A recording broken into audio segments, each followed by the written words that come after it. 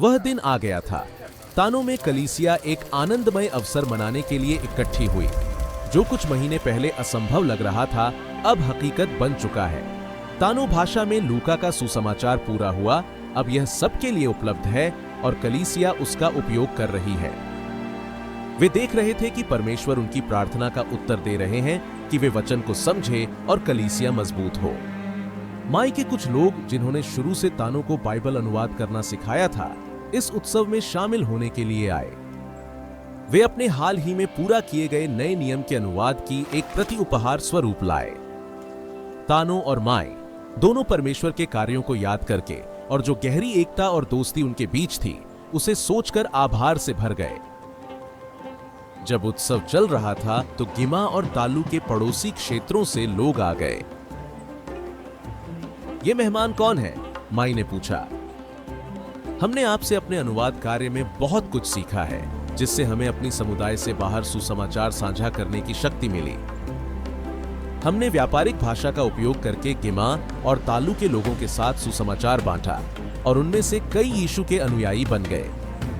वे हमारे साथ उत्सव मनाने आए हैं। जैसे ही गिमा और तालू माई और तानो के साथ जुड़े, उन्होंने अपनी प्रशंसा साझा की। अगर तानो के लोग न होते तो हमारे लोग शायद कभी सुसमाचार नहीं सुन पाते। ये नए भाई बहन उत्सुकता से उत्सव में शामिल होने के लिए तैयार थे, जिससे तानो और माई का दिल खुशी से भर गया। सूर्यास्त होते ही भीड़ ने स्तुति के गीत गाए। जैसे ही गाने खत्म हुए, लोगों ने बताया कि परमेश्वर का वचन, जो पहले समझने में कठिन था, अब उनके मनों में जीवित हो गया है, जिससे उन्हें यीशु का अनुसरण करने, प्रार्थना करने और एक दूसरे से प्रेम करने में मदद मिली।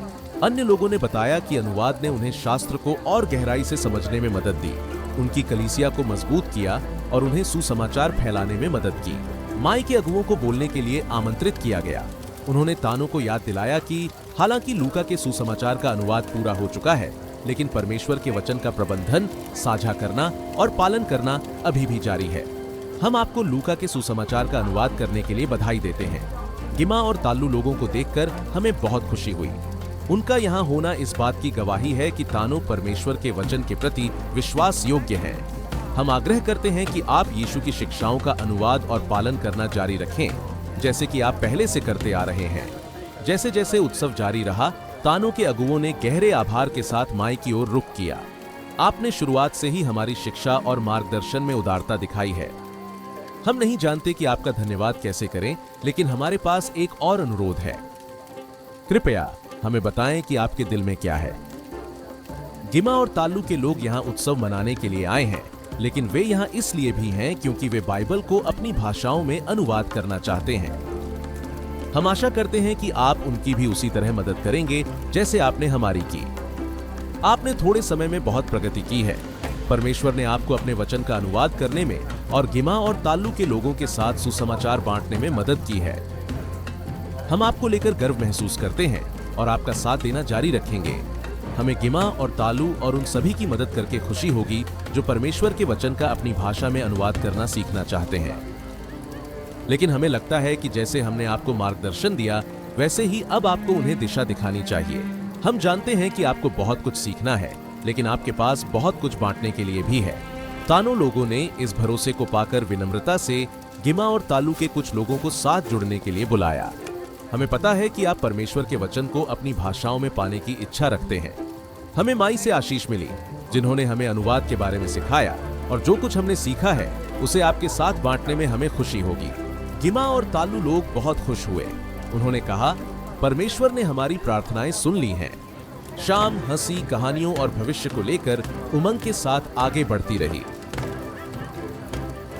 तानो, माई, गिमा और तालू के समुदाय ने अपने अनुवादों की प्रगति और उनके क्षेत्रों में सुसमाचार के प्रचार का उत्सव मनाया।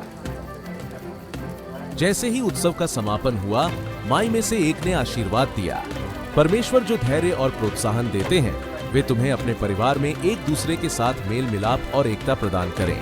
परमेश्वर का वचन पीढ़ियों तक गूंजता रहे, और जैसे हमने पाया है, वैसे ही सुसमाचार कई अन्य लोगों और भाषाओं तक पहुंचे।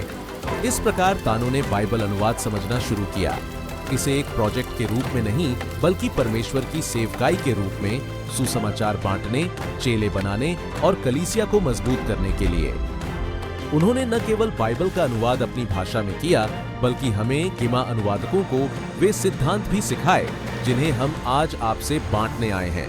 जब हम बाइबल का अनुवाद करते हैं, यीशु की खुशखबरी उन लोगों के लिए विश्वास, आशा और प्रेम लेकर आती है जो अब पहली बार इसे अपनी भाषा में सुन सकते हैं।